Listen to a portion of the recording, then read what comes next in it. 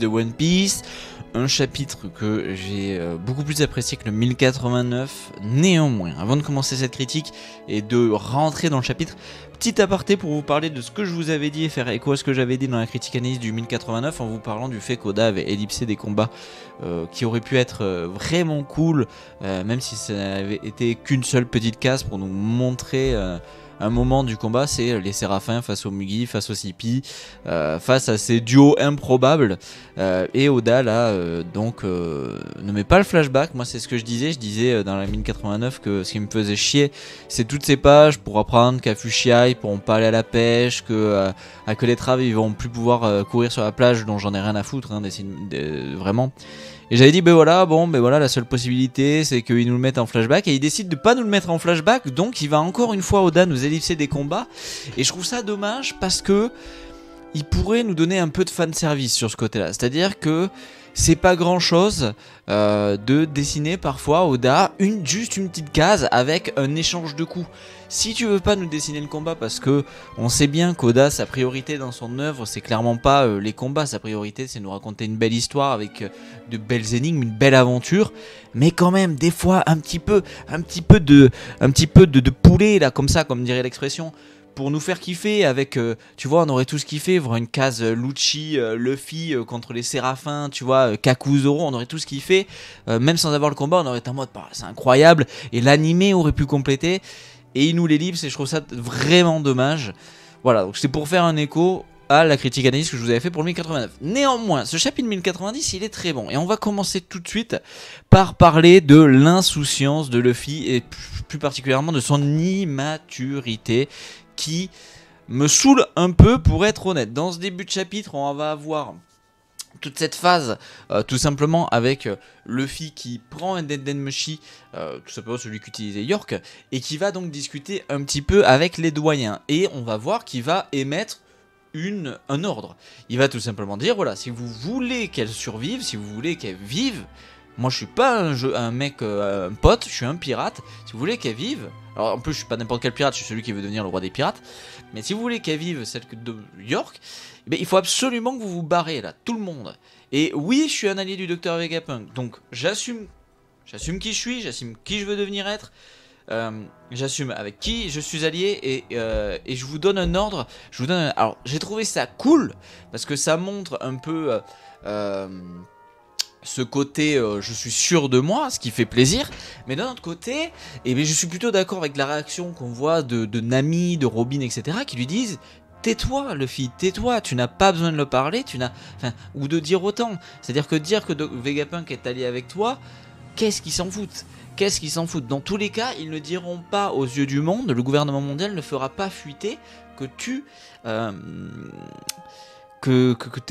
t'es allié à Vegapunk. Ce n'est pas dans leur intérêt. Et c'est pour ça que c'est très intéressant, c'est que si vous prenez cette première page, on a vite fait Morgane et Vivi et Wapol qui entendent ça. Et je pense que la réaction de Vivi, Morgane et Wapol, en fait, c'est en mode attends, en fait, ce qui se passe là-bas, ce qu'on m'a fait publier, c'est que Luffy avait pris d'assaut les scientifiques, on ne comprenait pas, et finalement, il est allié aux scientifiques, et je pense que c'est pour ça qu'il y a cette réaction. Mais c'est vrai qu'il faut en parler, parce que, comme lui dit Robin, il faut faire attention à ce que tu dis, il faut faire attention à ce que tu fais, et je pense que c'est un côté qui m'a toujours un peu déplu, moi, dans l'évolution de Luffy, c'est-à-dire, souvenez-vous, tout l'arc Amazon Lily, on avait déjà ça avec les journaux, avec une des anciennes impératrices qui disait mais attends, mais Luffy, tu ne lis jamais le journal, tu t'intéresses jamais à ce qui se passe ailleurs sur les autres mers, sur les autres océans, tu ne t'intéresses pas à ce qui se passe dans le monde. Et Luffy disait mais non, moi je m'en fous. Et en fait, c'est dommage parce que Luffy, pour avoir une construction où il évolue, où il s'intéresse un peu plus. Moi, je lui demande pas d'avoir le caractère de Shanks, c'est pas ce que je veux. Je veux qu'il ait cette insouciance, je veux qu'il me fasse rire, je veux qu'il soit aussi con qu'il l'est et qu'il soit juste lui-même. Mais juste un peu d'évolution avec son expérience, ça aurait été cool maintenant qu'il est empereur. Néanmoins, on le sait bien, c'est l'équipage qui compense, avec Robin, avec Zoro, avec Sanji, avec Nami, qui lisent les journaux, qui suivent ce qui se passe dans le monde. Mais c'est vrai que sur plein de choses, et si vous voulez, je fais faire même, on peut faire un lien avec Wano Kuni, où, encore une fois, les armes antiques, il dit je m'en fous. Sauf que il ne peut, à un moment donné, il faut qu'il arrête de s'en foutre de tout, quoi. C'est-à-dire qu'au bout d'un moment, il faut que Robin elle le prenne l'équipage, tu t'assois là, et je vais t'expliquer ce que c'est l'histoire, je vais t'expliquer où j'en suis, qu'est-ce que j'ai appris, et nous aussi on a besoin de savoir en fait. Bon, je pense que ça va arriver parce qu'il faut qu'Oda nous l'apprenne, mais enfin bref. Donc voilà, donc l'insouciance de Luffy qui m'a un peu saoulé, voilà, mais bon, c'est comme ça. C'est plus de l'immaturité finalement que je trouve qu'il prend pas maturité plus que son insouciance. Bon, c'est Luffy, l'insouciance, c'est cool. Très important, c'est surtout pour tous ceux qui critiquent la marine, c'est les mots d'Usopp. Alors Usopp est un peureux, on va dire ça. Beaucoup de gens, je pense, vont dire ça. Mais en réalité, il a raison de lui dire de ne pas sous-estimer la marine. Luffy, que tu sois empereur ou non, t'es dans une île du gouvernement, il y a une flotte devant toi, ils vont pas partir parce que tu leur demandes, quoi. Ça fonctionne pas comme ça. Derrière, on va voir tout simplement vite fait encore tout simplement dans le chapitre un petit passage qui va nous démontrer à quel point beaucoup de gens disaient oui, le gouvernement mondial, les 5 doyens seront peut-être un peu moins fous furieux, un peu moins des salauds que les dragons célestes. Non, on se rend compte que Saturne est vraiment une merde, mais pas possible, hein, avec cette phrase, les humains ne sont pas différents des insectes, qui prouve que lui aussi se prend pour quelqu'un qu'il n'est pas, c'est-à-dire qu'il pense être plus grand que ce qu'il n'est, sauf que c'est pas vrai. La vraie question, c'est plutôt, j'aimais beaucoup l'hypothèse qu'on s'était un peu posé, certains d'entre nous, des passionnés de One Piece. Les doyens sont tous âgés, ils parlent tous un peu avec du manque de respect comme des dragons célestes ou comme Im. Est-ce que les doyens ont aussi eu l'opération de jouvence? De quand est-ce qu'ils datent? Quel âge ils ont réellement? De quelle époque ils sont? Moi ça m'intéresse beaucoup plus que savoir est-ce qu'il a un fruit du démon, si oui lequel. Moi ce que je veux savoir c'est qui, pour se prendre pour ce qu'ils se prennent, c'est-à-dire pour péter plus haut que leur cul comme ça, comment ça se fait, pourquoi ils sont si vieux, etc. Vous voyez ce que je veux dire? Bon d'ailleurs ce qui est assez cool c'est la réaction du vice-amiral qui est très discrète mais qui montre que le vice-amiral il se dit mais putain c'est vraiment des merdes, il le dira pas mais c'est vraiment des merdes. Derrière très cool ce petit passage avec Nami qui tabasse York parce que York devant Robin fait un petit écho à Ohara. D'ailleurs très cool de voir que Robin est de retour, on l'avait pas vu lors du dernier chapitre. Mais en fait on va se rendre compte qu'elle est assez blessée, elle s'est quand même fait pas mal tapé par les séraphins. On voit que Kaku aussi est pas mal blessé, et c'est vrai que encore une fois, alors j'en ai parlé dès le début de la critique, c'est vrai que voilà, moi quand je vois Robin dans cet état, quand je vois Kaku dans cet état, je me dis mais bordel, pourquoi tu as ellipsé, pourquoi tu nous as pas fait des petites cases un peu juste plastiques, tu vois, pour nous montrer waouh, c'est ce que ça a été. Moi je trouve ça vraiment dommage qu'Oda ellipse ce genre de combat. Donc assez cool pour revenir à Nami, le fait que tape York avec Zoro qui est en mode... Vous savez, on a souvent eu cet effet comique avec les Mugi où un Mugi se pète un plomb. Et souvent Nami d'ailleurs, combien de fois Nami, souvenez-vous, elle s'énerve contre Luffy et c'est l'équipage qui la calme en mode attends calme-toi parce que t'es en train de le défoncer. Et il y a un peu eu ça avec Orc avec le sourire de Robin qui est en mode très touchant je trouve, qui se rend compte... que l'équipage on rigole plus quoi. Nami Robin a son histoire et on est tous une famille et tu fais pas ça devant elle en fait. Tu commences pas à lui parler d'Ohara comme ça, à faire des petits tacles. Voilà, nous on va pas rigoler avec toi, avec Zoro qui essaie de la calmer et Chopper toujours aussi mignon. D'ailleurs il faudra faire un petit écho au fait que Oda nous a mis 3 doubles pages d'affilée, ce qui est très cool. Petite discussion avec Lucci et Kaku où on voit que Kaku lui demande qu'est-ce qu'il a et Lucci dit qu'il se parle à lui-même. Je pense que ça fait une référence, ça va faire un lien, pardon pas une référence, un lien à plus tard dans le chapitre où on apprendra tout simplement que Lucci a donné des informations à Saturne, aux vice-amiraux, à la flotte de la marine, et je pense qu'il s'en veut, je pense qu'il se rend compte qu'il y a un souci. Ça fait quelques chapitres déjà qu'on se rend compte que ça va pas, qu'il y a des trucs qui vont pas, qu'il se pose des questions, et on le voit directement en plus dans le chapitre avec la case, souvenez-vous, cette 3ème double page où tout simplement on voit le Cypher Paul remercier les chapeaux de paille, remercier l'action des chapeaux de paille qui les a épargnés, qui les nourrissent, qui les ont sauvés, qui n'ont pas fait de chichi quoi. Et c'est tout ce qui fait la différence des chapeaux de paille avec des pirates classiques, c'est que les chapeaux de paille, il y a des pirates qui sont des salopards, il y a des mauvais marines, mais il y a aussi des bons marines, et il y a aussi des bons pirates, et Luffy fait partie de ces bons pirates qui sauvent, qui n'oppressent pas, pas, qui ne font pas de mal pour faire du mal, c'est pas du tout ça. Et je pense que Lucci commence peut-être, lui qui est totalement formaté par le gouvernement mondial depuis qu'il est gamin, peut-être à ouvrir les yeux, à gagner lui cette maturité et à se poser des questions, etc. Donc assez cool cette case. Moi j'ai beaucoup aimé ce côté centré sur le Cypherpol et sur la psychologie possible de Rob Lucci qui depuis quelques chapitres cogite un peu. Et on va parler vite fait des séraphins. Les séraphins qui sont magnifiquement mis dans des grosses bulles, et c'est une technologie qu'il faut qu'on en parle, cette technologie de Vegapunk qu'a créé Vegapunk, ces bulles qui sont tout simplement conçues avec un matériau qui a la même énergie que le granit marin, les amis, et dont les Pacifista Mark III en sont blindés, et on peut voir que ça neutralise complètement les séraphins qui peuvent même pas en sortir. C'est quand même balèze, il faut en parler, c'est quand même balèze. Alors je ne sais pas, n'hésitez pas à me le dire dans les commentaires, je ne crois pas, il me semble qu'ils ont peut-être dit le matériau, mais j'ai plus le souvenir, donc n'hésitez pas à me le dire dans les commentaires parce que j'ai plus le souvenir. Et là on va passer à un moment du chapitre, moi que j'ai adoré. Il faut le savoir, moi j'ai adoré ce moment avec Snake, et on va s'y attarder un petit peu, ce moment où Oda nous a dit qu'il ne mettrait pas de romance dans l'équipage. On le sait, mais ça ne veut pas dire qu'Oda ne met pas de romance dans One Piece. Je m'explique. On sait tous, c'est encore plus confirmé avec Snake, Boa est une femme qui a une haine viscérale des hommes, et le seul homme qu'il a par ses actions, par sa grandeur, par son âme touché, c'est Luffy. On se rend compte dans ce chapitre que Snake, dans la façon dont s'est comporté Luffy avec lui, elle a aussi craqué. J'arrête tout de suite ceux avec leur délire chelou qui pourraient dire on est sur un délire différent. Non, vous arrêtez ça tout de suite. On est sur, comme ça a pu arriver, un enfant. Alors là, c'est un bon rapport étant donné que c'est en plus la version enfant de Boa.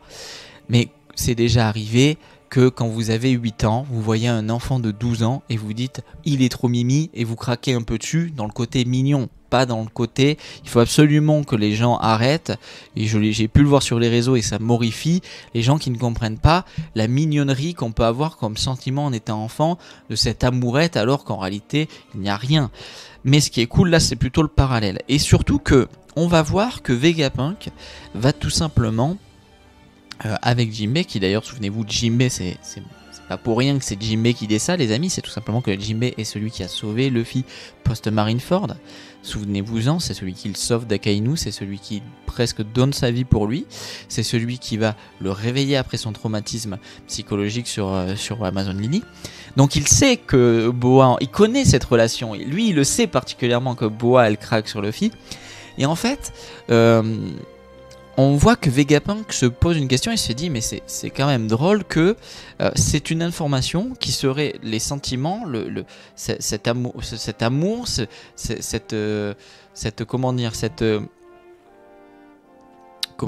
tendresse, cette affection pour l'autre soit transférée par le linéage et par l'ADN.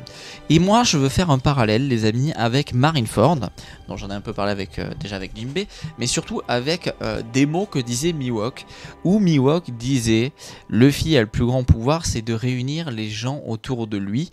Et en fait, quand je vois ça, quand je vois cette scène avec Snake et Luffy, quand je vois le fait que on nous dit que c'est dans la génétique, je trouve que ça explique beaucoup de choses.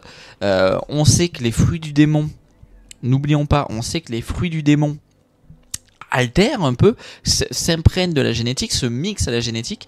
Est-ce que ça vient du fruit du démon, du Nika Nika no Mi?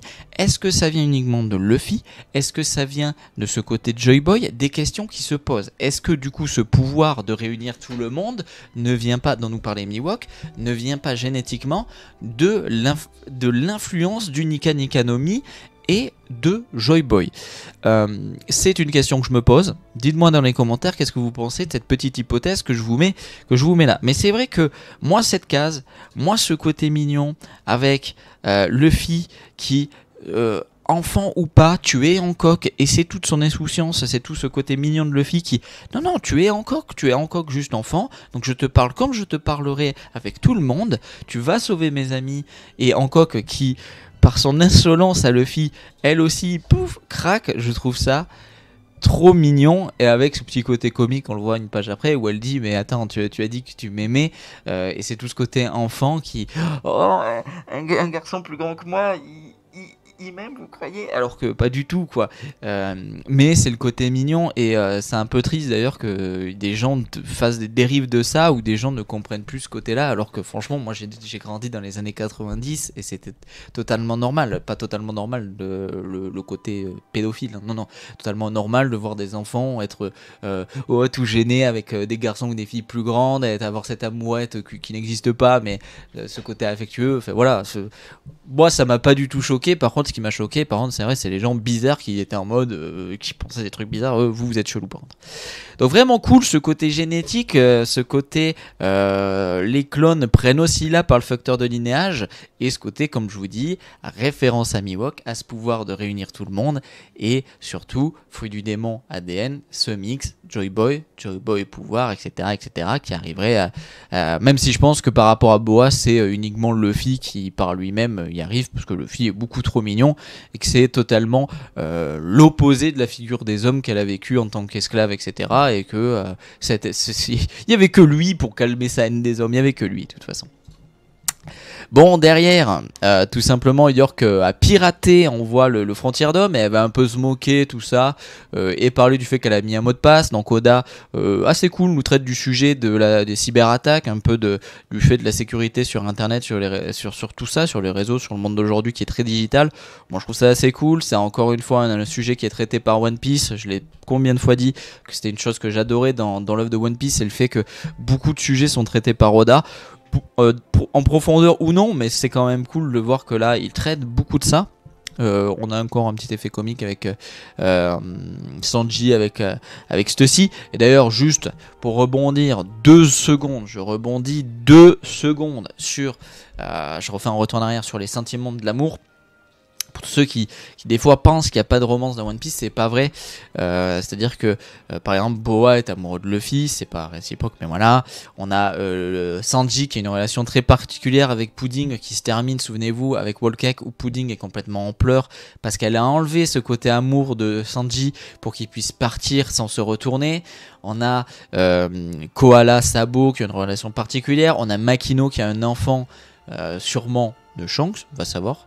On a la relation particulière, alors là c'est beaucoup plus personnel que je trouve entre par exemple Zoro, Robin, que ce soit dans les films canon ou pas, ou dans juste l'histoire dans le manga. On a Luffy, Nami qui ont des relations très particulières, etc.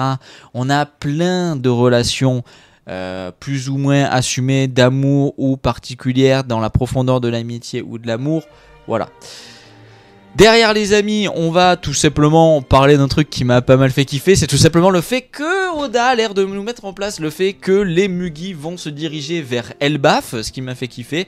Je calme tout le monde tout de suite, non, les Mugi ne vont pas croiser Shanks. Par contre, possiblement les Mugi vont retrouver peut-être des débris de l'équipage de Kid, ou tout simplement apprendre de la part des géants ce qu'il s'est passé sur ces côtes.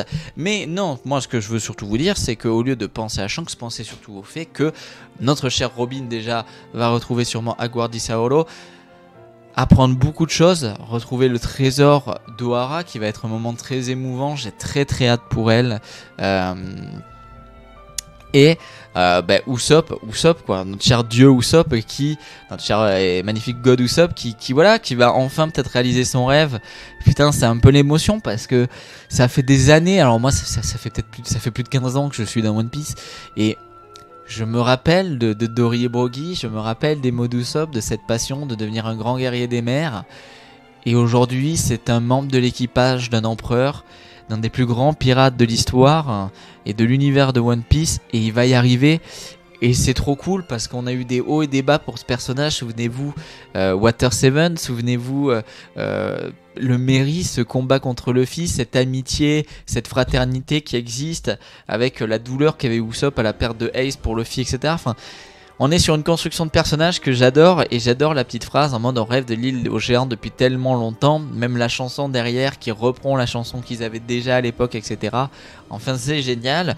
Petit aparté sur le arrête de me fixer comme ça de Lucci avec Stussy.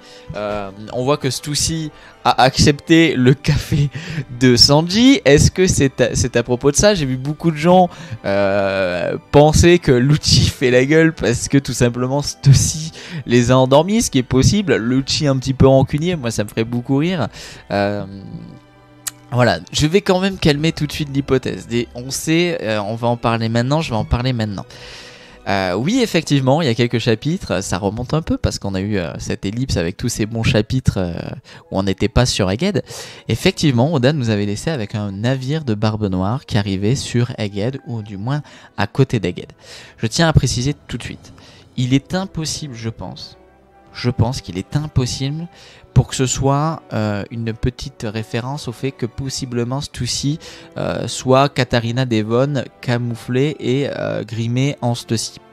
Pourquoi je dis ça? Tout simplement parce qu'il y avait le Frontier d'Homme et qu'il se passe beaucoup de choses sur l'île pour qu'à mon avis un membre de Barbe Noire rentre comme ça dans l'île. Mais surtout, le Frontier d'Homme est à 100%. Comment un membre de l'équipage aurait pu passer? Je fais cet écho tout de suite, pourquoi? Parce qu'on va parler de Kizaru plus tard dans la critique. Kizaru possiblement peut passer le Frontier d'Homme grâce à son fruit du démon. Je ne vois pas à quel moment Katarina Devon avec son fruit du renard, enfin plus précisément je l'ai plus, dites-le moi, rappelez-moi, mais je vois pas pourquoi elle aurait pu passer elle, ça n'a aucun sens. Donc moi je pense pas que c'est un lien avec ça.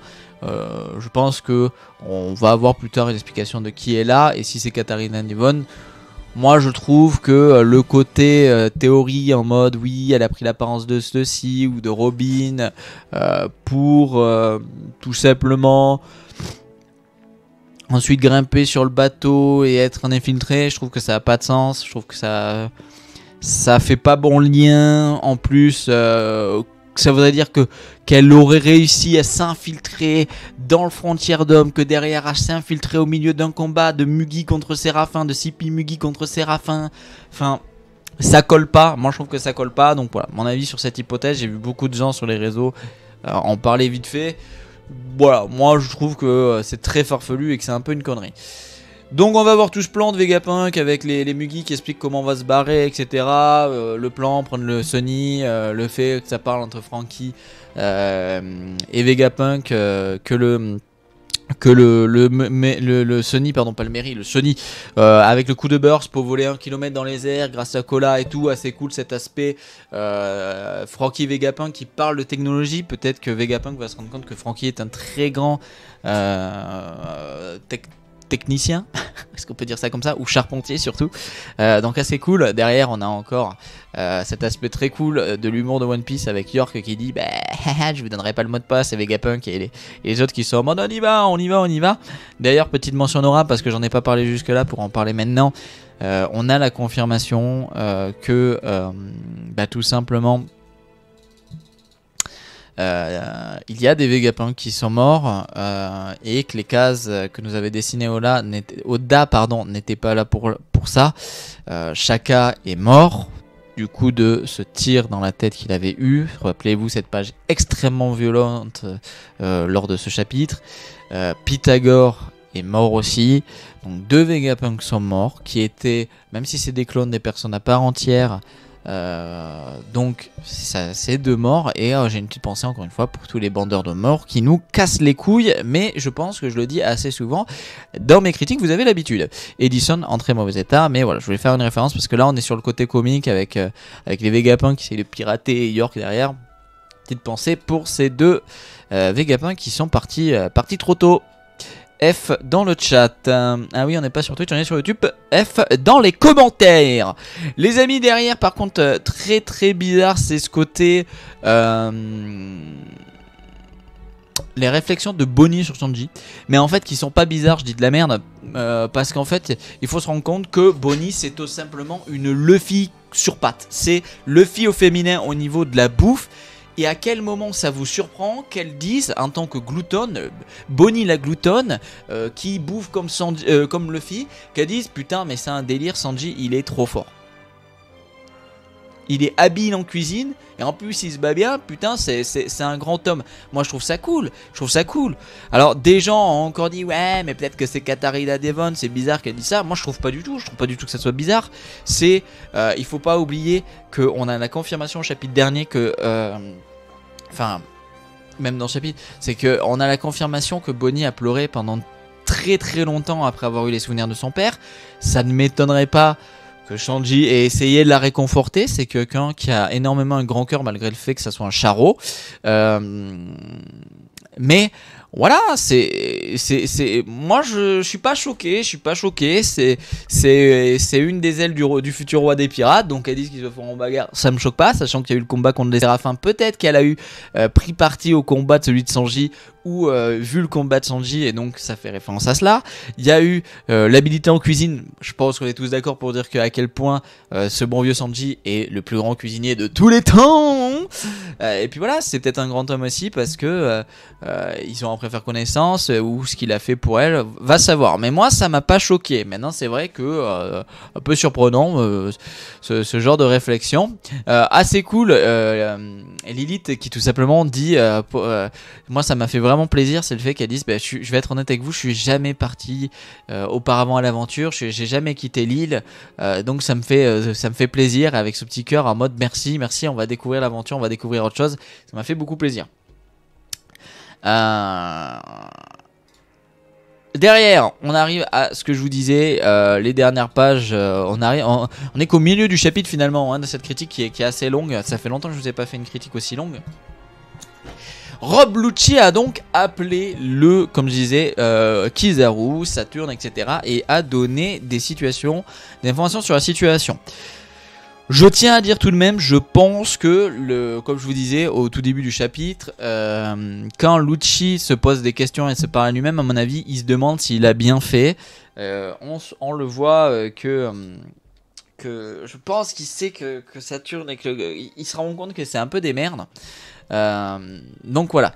Derrière discussion, tout simplement Kizaru Saturne, avec Kizaru qui dit bah attends, moi Saturne par contre, frérot, moi je veux bien essayer d'ignorer le frontière d'homme, par contre je trahirai pas mes idéaux.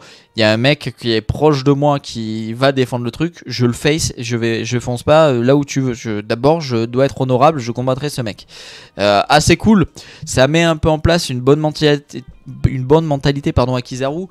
Kizaru qui est un marine moi que j'adore, je m'en rappellerai toujours des frissons qu'il m'a donné à Shabondi la première fois où je l'ai découvert en action, et ce qu'il avait fait avec tous les supernovas, et où je m'étais dit mais ce mec est monstrueux, et où il avait combattu Riley.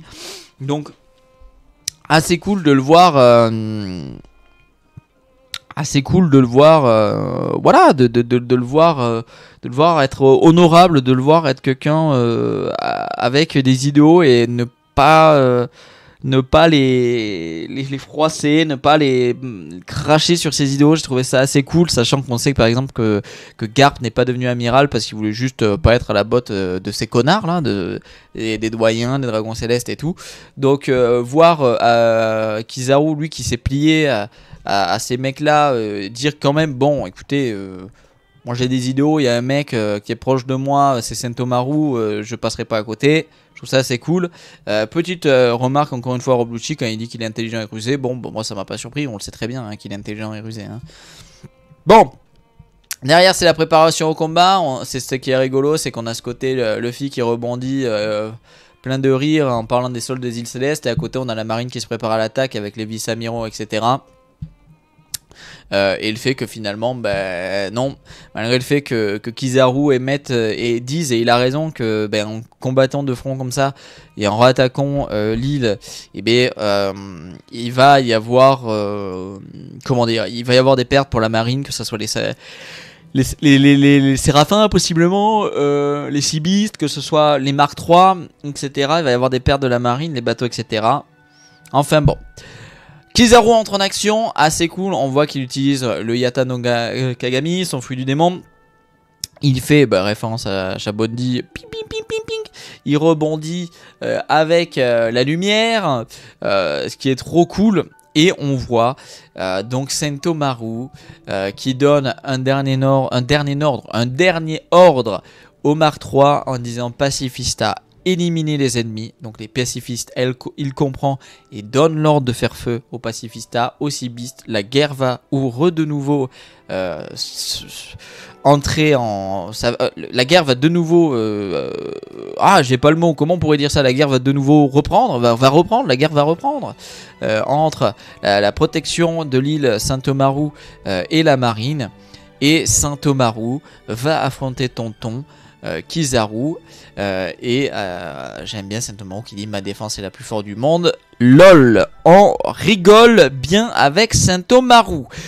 Combat qui ne me hype pas du tout. Donc pour le coup, ça n'empêche que comme je vous disais, en une case Kizaru Saint-Omaru, tu te dis putain c'est kiffant. Imaginez, pour faire mon râleur, que dans le 1089, on a eu une seule case comme ça, juste avec Kaku, Luffy contre les Séraphins, Zoro et tout. Je dis ça, je dis rien. Donc quand même, vraiment cool. Ça s'accélère. Oda qui perd pas son rythme, qui nous a mis un 1089. Moi je trouve qu'il s'est un peu perdu. Et dans le 1090... Allez, on repart, on y reva, les prises de décision ont été faites, les infos ont été données, les actions on rentre en action, les prises de décision sont prises et on y va. Donc hâte de voir le 1091, hâte de voir comment ça va suivre. Pour moi Saint-Omaru n'a aucune chance de bloquer Kizaru. Et d'ailleurs pourquoi je dis ça, c'est tout simplement Luffy qui le dit tout de suite. Quoi, il y a de la lumière en bas, quelqu'un de très puissant arrive. Bah oui forcément, pour tous ceux qui sous-estiment les amiraux, nous sommes sur des personnages extrêmement puissants de l'œuvre. Je tiens à le rappeler et je vais le prendre en référence. Rokyugyu, que beaucoup de gens disent c'est une merde, machin, bidule. Je tiens à vous rappeler que sans l'intervention de Shanks à Wano Kuni, Rokyugyu se serait tapé en 1v1000 tout seul contre Luffy, Yamato, Kinemon, Momonosuke, Zoro, Sanji, Jinbe et toutes ces personnes-là. Ne sous-estimez pas s'il vous plaît les amiraux, ne sous-estimez pas Kizaru qui est l'opposé je pense en termes de force de son caractère qui est très un gros branleur en mode je suis peace, Ben Beckman, voilà donc je pense que Luffy a compris que là il se passe une dinguerie, a senti le choc de l'attaque de Kizaru contre Saint-Omaru qui a forcément du fluide on s'en doute étant donné que la défense de Saint-Omaru était une défense de fluide. Donc voilà les amis, c'est la fin de cette critique, j'espère qu'elle vous aura plu. C'est un chapitre dans l'ensemble comme je vous dis que j'ai vraiment apprécié. Encore dommage pour ce côté où Oda ellipse de nous donner un peu ce poulet avec des petites cases de combat dans le 1089. Mais c'est comme ça. Je pense qu'on part quand même. Oda quand même tient très bien son rythme et j'ai hâte de voir la suite. On va possiblement partir sur Elbaf et tout. Possiblement avoir de nouveau des combats cool avec la reprise des combats. Hâte de voir ça. Les amis, abonnez-vous en cliquant ici. Regardez la dernière critique en cliquant là, je vous fais des bisous, prenez soin de vous, faites attention à vous avec ces fortes chaleurs, et puis on se retrouve à très vite pour la critique analyse ou peut-être la réaction live du chapitre 1091. Salut tout le monde, ciao ciao, bye bye.